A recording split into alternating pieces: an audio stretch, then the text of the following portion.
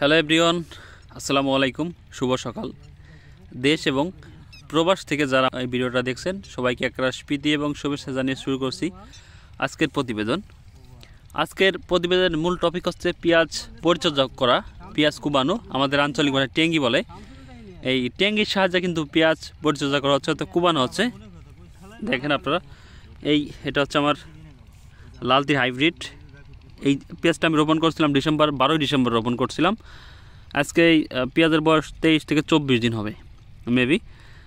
যখন 17 দিন বয়স তখন আমি শতাংশে 700 গ্রাম করে ইউরিয়া, এর সাথে বিঘায় 2 কেজি সালফার, 1 কেজি থিওবিট আর 7-8 থেকে 800 গ্রাম ইউরিয়া, এই 3-4টা অ্যাডজাস্ট করে কিন্তু আমি পানি দিয়েছিলাম। পানি দেওয়ার পরে 7 থেকে 8 দিন পর যখন জো হয়ে গেছে, উপযুক্ত হয়ে গেছে, মানে টাইনিয়ে গেছে, শুকাই গেছে, তখন কিন্তু আমি যে লোকজন নিয়ে এই আমাদের আঞ্চলিক ভাষায় টেঙ্গি বলে, টেঙ্গির সাহায্যে কিন্তু এই পেঁয়াজটা আমরা কুপাই দিচ্ছি।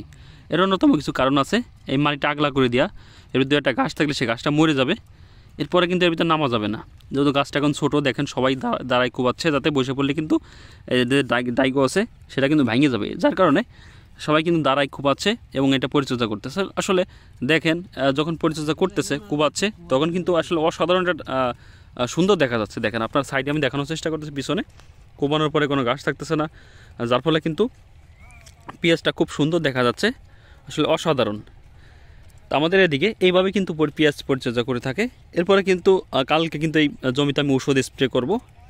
সেটা কি স্প্রে করি সেটা আপনাদের আমি দেখাবো। আসলে প্রতিটা জিনিস আপনাদের সাথে আমি শেয়ার করে থাকি, এই জন্য মূলত আমার এই ভিডিওটা করা।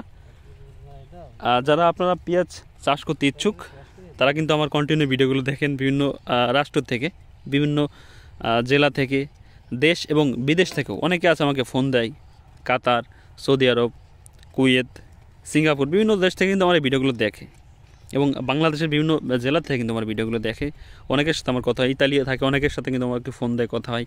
তো এভাবেই কিন্তু আসলে এই পুরো বিশ্ব থেকে কিন্তু আমার এই ভিডিওগুলো দেখে থাকেন। তা আসলে আমি চেষ্টা করি, সর্বোচ্চ চেষ্টা করি আপনাদের সাথে ভালোভাবে পরামর্শ দেওয়ার জন্য। যতটুকু আমি ক্ষুদ্র একজন মানুষ, আমি যতটুকু বুঝি সেইভাবে কিন্তু আপনাদের পরামর্শ দেওয়ার চেষ্টা করি।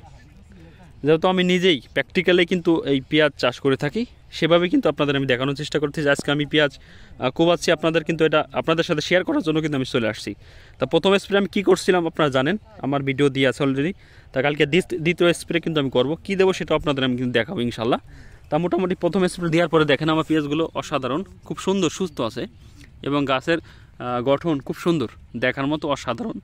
আসলে চোখে না দেখলে কিন্তু বিশ্বাস করা যায় না। দেখেন প্রতিটা গাছ কিন্তু সুস্থ আছে। তা দর্শক, আমি আর বেশি কথা বলতে চাই না। আমার এই ভিডিওটা যদি আপনাদের ভালো লাগে অবশ্যই একটা লাইক করবেন, একটা শেয়ার করবেন, আমার চ্যানেল একটু সাবস্ক্রাইব করবেন। প্রতিনিয়তই আপনাদের সাথে আমার দেখা হবে, কথা হবে, এবং কৃষিকাজ সংক্রান্ত বিষয় যদি আপনারা জানতে চান আপনারা কিন্তু আমার কমেন্ট বক্সে লিখতে পারেন। যে কোনো সমস্যার সমাধানের জন্য আমি যথাসম্ভব চেষ্টা করব। তো সবাই ভালো থাকবেন, সুস্থ থাকবেন। দেখা হবে আবার অন্য কোনো ভিডিওতে। আসসালামু আলাইকুম।